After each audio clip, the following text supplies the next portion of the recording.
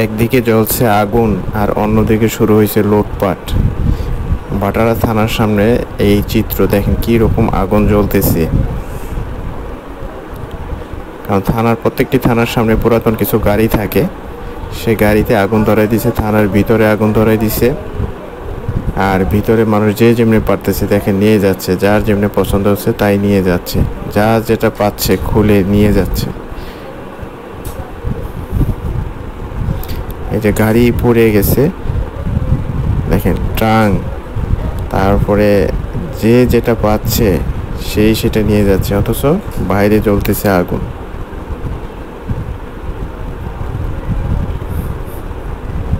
এই যে দেখেন স্টিলের আলমারি, লকারের ডোয়ার নিয়ে যাচ্ছে। ওই যে বিভিন্ন থাই গ্লাস, স্টিলের আলমারি, মানে যে যেভাবে যা পারতেছে মনে হচ্ছে বাসা পাল্টাচ্ছে বা নিজের বাসার জিনিসপত্র। দেখেন পুরাতন গাড়ির কত স্পেয়ার পার্টস কিভাবে নিয়ে যাচ্ছে, নিতে পেরে খুব খুশি তারা।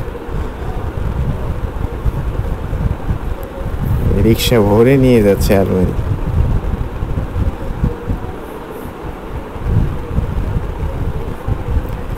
যে মোটর সাইকেলও নিয়ে যাচ্ছে, পুরাতন মোটর সাইকেল, থানায় যে মোটর সাইকেল থাকে ওগুলোও নিয়ে যাচ্ছে।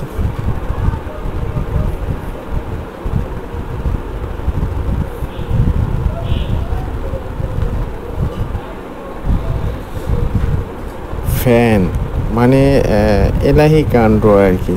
এই যে এসি খুলে নিয়ে আসছে।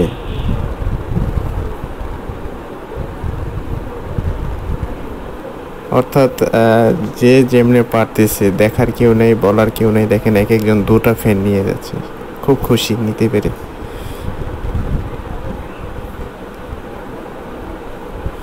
সোফা আর কত কি দেখেন সব নিয়ে যাচ্ছে। ওই যে পুলিশের ট্রাঙ্ক রিক্সায় ভরে নিয়ে যাচ্ছে, ক্যাশের লকার।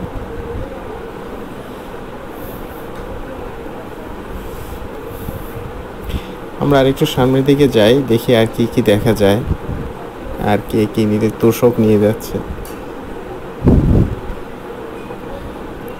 আসলে গণভবনের যে চিত্র তার তুলনায় এটা খুব সামান্যই। দেখেন পুরাতন গাড়ির স্পেয়ার পার্টস করে নিচ্ছে, ওই যে ভিতর থেকে ট্যাঙ্ক বের করে নিয়ে যাচ্ছে, থানার ভিতর থেকে গাড়ির বিভিন্ন যন্ত্রাংশ এই যে নিয়ে যাচ্ছে খুলে খুলে, যার যা দরকার।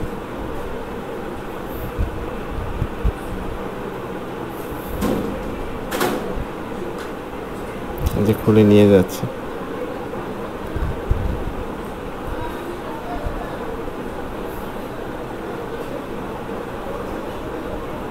থানার ভিতরের চিত্র।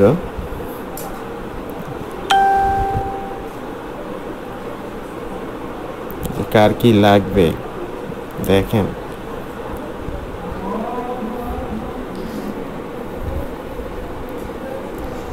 এভাবেই চলছে, একদিকে আগুন অন্যদিকে লুটপাট। আল্লাহ ভালো জানে সামনের দিনগুলো কেমন আসে।